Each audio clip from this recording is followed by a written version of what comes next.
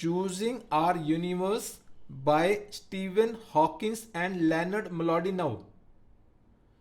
According to the Bashango people of Central Africa, in the beginning there was only darkness, water, and the great god Bumba.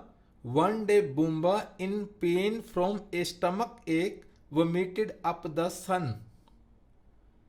In time the sun dried up some of the water, leaving land, but Bumba was still in pain and vomited some more.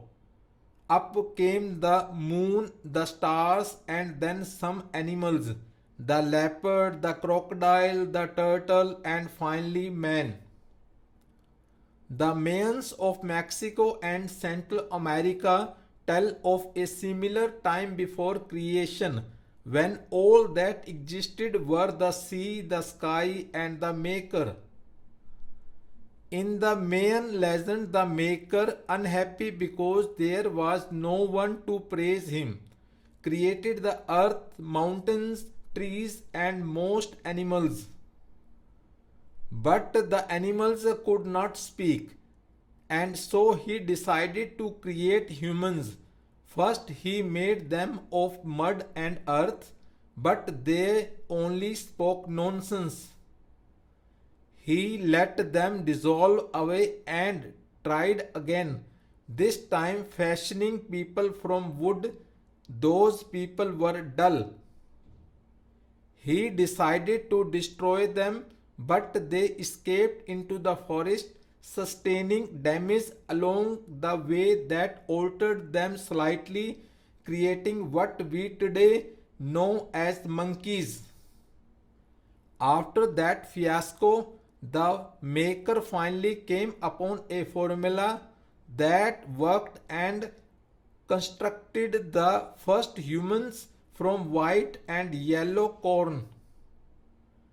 Today we make ethanol from corn, but so far haven't matched the Maker's feat of constructing the people who drink it.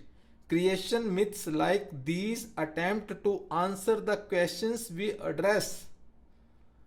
Why is there a universe, and why is the universe the way it is? Our ability to address such questions has grown steadily in the centuries since the ancient Greeks, most profoundly over the past century. We are now ready to offer a possible answer to these questions. One thing that may have been apparent even in early times was that either the universe was a very recent creation or else human beings have existed for only a small fraction of cosmic history. That's because the human race has been improving so rapidly in knowledge and technology that if people had been around for millions of years, the human race would be much further along in its mastery. According to the Old Testament, God created Adam and Eve only 6 days into creation. Bishop Usher, primate of all Ireland from 1625 to 1656, placed the origin of the world even more precisely at 9 in the morning on October 27, 4004 BC. We take a different view that humans are a recent creation, but that the universe itself began much earlier, about 13.7 billion years ago. The first actual scientific evidence that the universe had a beginning came in the 1920s. That was a time when most scientists believed in a static universe that had always existed.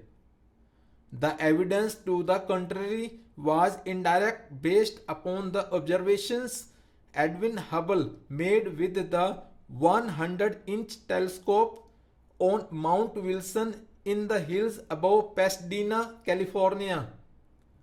By analyzing the spectrum of light they emit, Hubble determined that nearly all galaxies are moving away from us, and the farther away they are, the faster they are moving. In 1929, he published a law relating their rate of recession to their distance from us and concluded that the universe is expanding. If that is true, then the universe must have been smaller in the past. In fact, if we extrapolate to the distant past, all the matter and energy in the universe would have been concentrated in a very tiny region of unimaginable density and temperature. And if we go back far enough, there would be a time when it all began, the event we now call the Big Bang, except from the grand design. Thank you.